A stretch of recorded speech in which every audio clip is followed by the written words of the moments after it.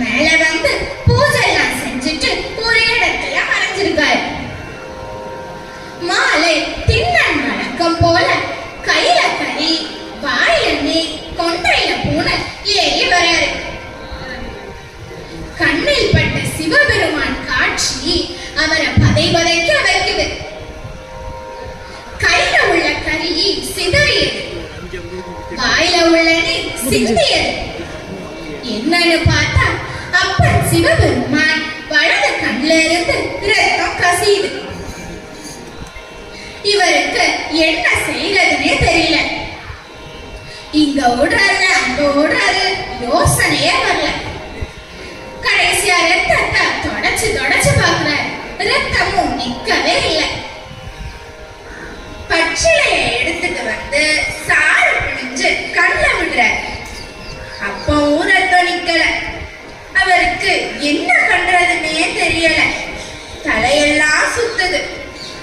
கொஞ்ச நேரம் கழிச்சு அவருடைய ஆசிரியர் ஊனுக்கு ஊன் கொடுத்தால் சரியாகிடும்னு சொன்னது அவர் நினைவுக்கு வர, சரி இவர் கண்ணுக்கு நம்ம கண் கொடுத்தா சரியாகிடும் அப்படின்னு நினைச்சு சற்றும் யோசிக்காம கணம் பொழுது தன்னுடைய அம்புரா துளியிலிருந்து அம்பை எடுத்து தன்னுடைய வலது கண்ணை பெயர்த்தெடுத்து சிவலிங்கத்தின் மேல அப்பி வைக்கிறார். அப்பி வச்ச உடனே ரத்தமும் நின்றது.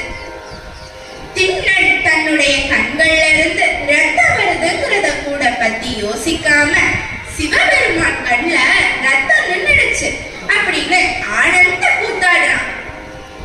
ஆனா அந்த ஆனந்தம் கொஞ்ச நேரம் தான்.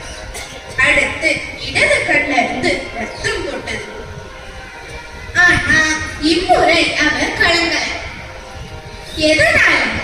அதான் வலி தெரிஞ்சிருச்சே.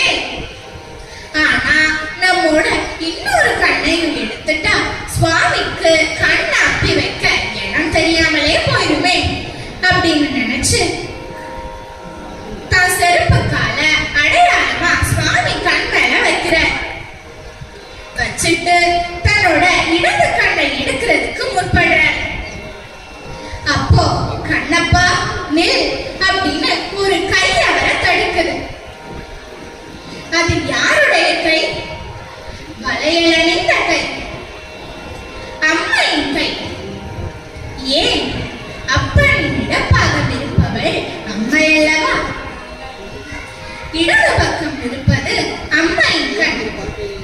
அவள் குழந்தைகளை கஷ்டப்பட விடுவாளா?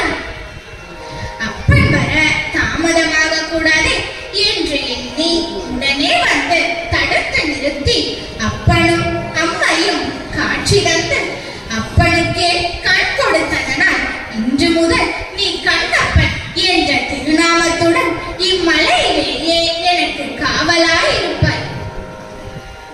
இந்த காலத்தி மலையில் உன்னை வணங்கிய பின்னரே என்னை வணங்க வேண்டும் என்று கூறி அவருக்கு தனி சன்னதியை கொடுத்தாரு எம்பெருமான். இன்றைக்கும் காலத்தி மலையில கண்ணப்பருக்குன்னு தனி சன்னதி அமைஞ்சிருக்கு.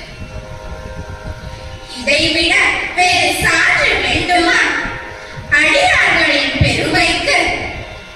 எனவே அடியார்களை பணிந்து பின்னர் அம்மை அப்பனை பணிந்து அடியார்களுக்கெல்லாம் அடியாராக வாழ்ந்து அவர்களை போன்ற அளவிற்கு இல்லாவிட்டாலும் நம்மால் இயன்ற அளவிற்கு சிவதுண்டு செய்து நாமும் அவன் அருளாலே அடியாராக வாழ்வோம். என்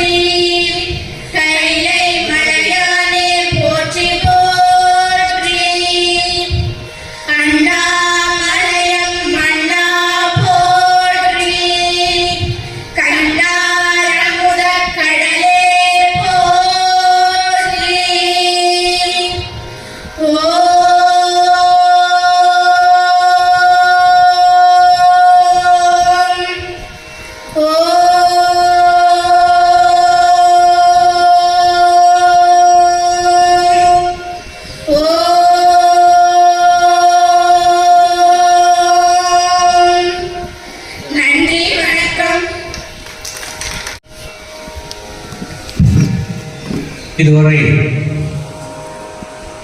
செல்வி ராமபிரியா, செல்வி கேசி யாழினி அவர்களுடைய பக்தி இன்னிசை நிகழ்ச்சி நடைபெற்றது. அவர்களுக்கு திருக்கோவில் சார்பில், நிர்வாகத்தின் சார்பில் நெஞ்சார்ந்த நன்றியை தெரிவித்துக் கொள்கிறோம்.